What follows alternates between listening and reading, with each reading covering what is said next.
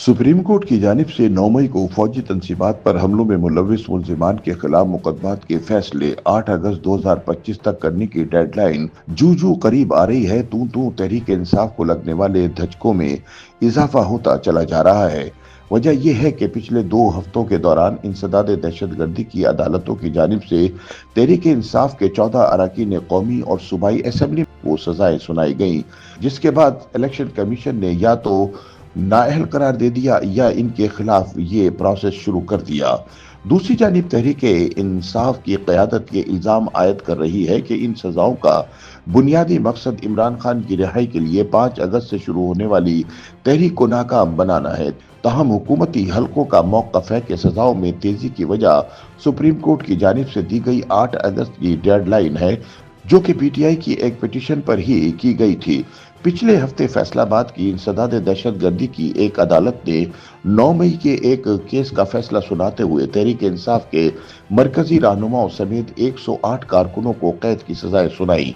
कौमी असम्बली में opposition leader Umar Ayub, कौमी असम्बली में तहरीक इंसाफ की पार्लिमानी लीडर जरताज गुल और सेनेट में पीटीआई के पार्लिमानी लीडर शिबली फराज को 10-10 साल कैद की सजा सुनाई गई, जबकि सुन्नी इत्तेहाद कौंसिल के चेयरमैन हामिद रजा को भी 10 साल कैद की सजा सुनाई गई।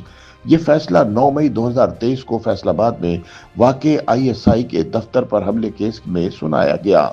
इससे कबल 22 जुलाई को सरगोदा और लाहौर की अदालतों ने पीटीआई के पंजाब असम्बली में हिज़्ब इख्तिलाफ के कायद अहमद खान बुचर, रुकन कौमी असम्बली आहद चट्टा और साबिक वज़रा यास्मीन राशिद, मियां महमूद रशीद, सेनेटर एजाज चौधरी और साबिक गवर्नर पंजाब उमर सरफराज चीमा समेत दीगर मरकजी रहनुमाओं को 10-10 बरस कैद की सजाएं सुनाई थीं।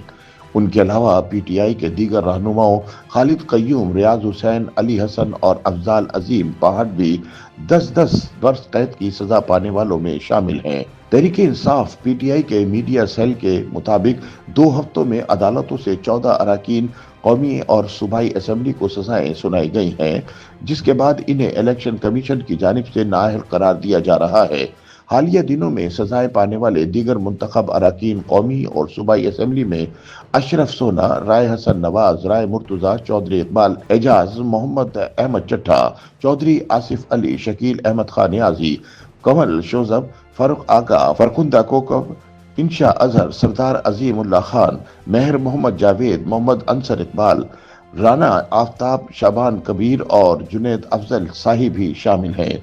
अदालतों की जानिब से जिन पीटीआई रहनुमाओं को मुबैना डील्स के नतीजे में बरी किया गया है, इनमें साबिक मुंहफट वफाकी वजीर फवाद चौधरी, शाह महमूद कुरैशी के बेटे MNA जैन कुरैशी, ख्याल कास्त्रो और अब्दुल्ला दमर शामिल हैं। तहरीक इंसाफ के चेयरमैन बैरिस्टर गौहर खान का कहना है कि पीटीआई रहनुमाओं के खिलाफ सारे फैसले सियासी बुनियादों पर किए गए हैं, जिनको चैलेंज किया जाएगा, क्योंकि ये फैसले अदलिया पर सवालिया निशान खड़ा कर रहे हैं। इस सूरत हाल का तजिया करते हुए सीनियर सहाफ़ी मजहर अब्बास ने कहा कि अदालती फैसलों के नतीजे में बड़ी तादाद में पीटीआई के अरकान असम्बली की नाअहली बज़ाहिर पार्टी के लिए बहुत बड़ा सेटबैक है।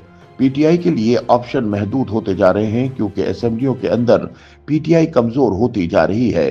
दूसरी जानिब बाहर सड़कों पर यह पार्टी ना तो कोई तहरीक चला पा रही है और न ही सियासी ताकत दिखा पा रही है। मजहर अब्बास के मुताबिक ऐसा होने की वजह रियासत का जबर भी है और इसका मकसद हुकूमत को पार्लियामान में अपोजिशन से बचाकर मजीद मजबूत बनाना है।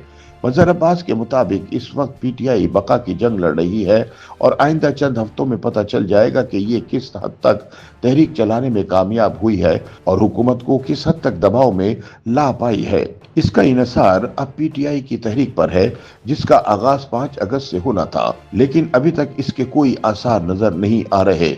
उनका कहना था कि अगर माजी की तरह ये एहतिजाजी तहरीक भी नाकाम हो गई तो इमरान खान का चैप्टर हमेशा के लिए बंद हो जाएगा।